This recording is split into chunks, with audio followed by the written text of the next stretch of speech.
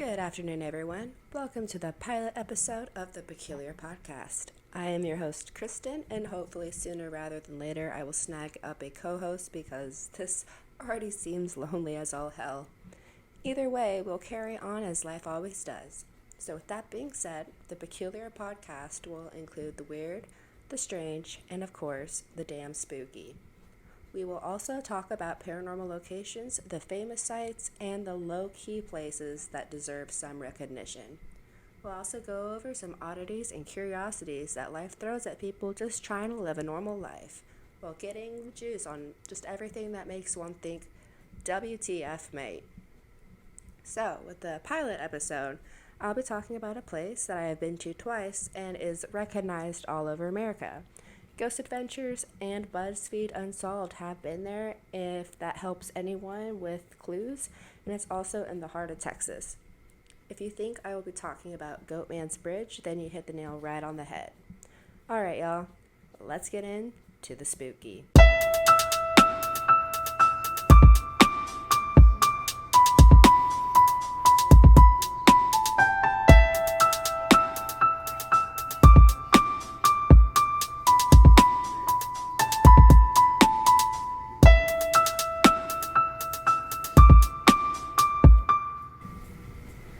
So Goatman Bridge actually has a legitimate name, Old Alton Bridge, and it was built in 1884 by the King Bridge Company. It sits about 3.5 miles from Corinth in Denton County. The only thing that remains in the lake town are the Hickory Baptist Church and the Alton Cemetery. Now, before we talk about the legend of the Oscar Goatman from 1938, there's a story that predates back from the 1960s, about 78 years before. So, the Texas Troubles in the 1860s lynched a runaway slave who was also a goat herder named Jack Kendall, and his fate roughly matches that of Oscar's in the sense that he was too hung. However, instead from the bridge that didn't exist yet, it was from a nearby creekside tree where the bridge stands today. His head wasn't found, but when the cowboys looked around, they saw a goatman creature who was headless. The creature then ripped off the head of a goat nearby and placed it for his own. Now, here's a story that we're usually told. So back in 1938, there was a goat farmer named Oscar Washburn who lived in the area nearby with his wife and his beloved children. During this era, the murder of black people tended to be left out of the book, so I'm not surprised that there's no record of his family's existence, which is a damn shame. Also, the name could have been changed because of the story being passed down from generation to generation of this tragedy. But Oscar was cornered by the local Klansman and was hung over the bridge by a noose. When the men came down to retrieve him, he was nowhere to be found. Thinking that he had escaped, the killers decided to go to the house of Oscar and kill off his family while burning his residence as well. Now, since that unfortunate night, the sinister stories started to take all reign on their own. Strange occurrences that include ghostly figures, abandoned cars, eerie sounds, and unexplainable lights gained the bridge's haunting reputation. Now, the bridge isn't the only thing that is reported to be haunted. The nearby woods have a weird vibe on their own, and I can at least say this on my behalf since the emotions that I felt when I was there were extremely unwelcoming. Even if you go during the day just to walk around the trees and the brush, you feel like you're being watched, and that time is running out but standing still at the same time. I know it's hard to explain, but you just have that feeling that you should probably leave, especially when you are all alone.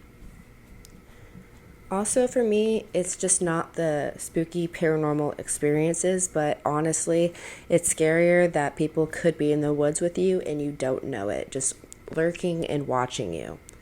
Local pet stores had to stop selling cats due to the high number of the sacrificial rituals involving them near the Hickory Creek Woods.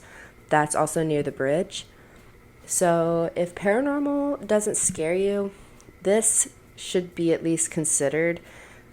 when you're thinking about entering the bridge or the woods.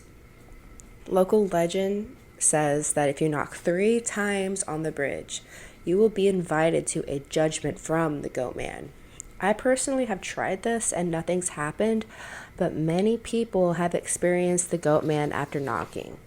One guy was thrown off the bridge while his quote loyal friend ran back to the car, for example. There are many other examples of this happening, but perhaps not to that extent. But many people get strange figures in their photos, the batteries in their devices die, they're touched, they're slapped, pushed, and they're also told to get off the bridge, either hearing it through their ears or gaining it from their EVP device. So the Goatman appears to have glowing red eyes and will make an unwelcoming growling sounds on the bridge. People have also heard galloping hoof sounds on the bridge, scaring them back to their cars or even worse, into the woods.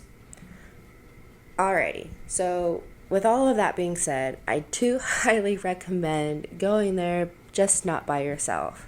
Get a group out there with you, bring a digital recorder, flashlights, extra batteries, and also bug spray if you're going during the summertime. If you're a beginner in the paranormal field, this is a great location for you as long as you don't do seances or rituals. But if you're into that stuff, to each their own.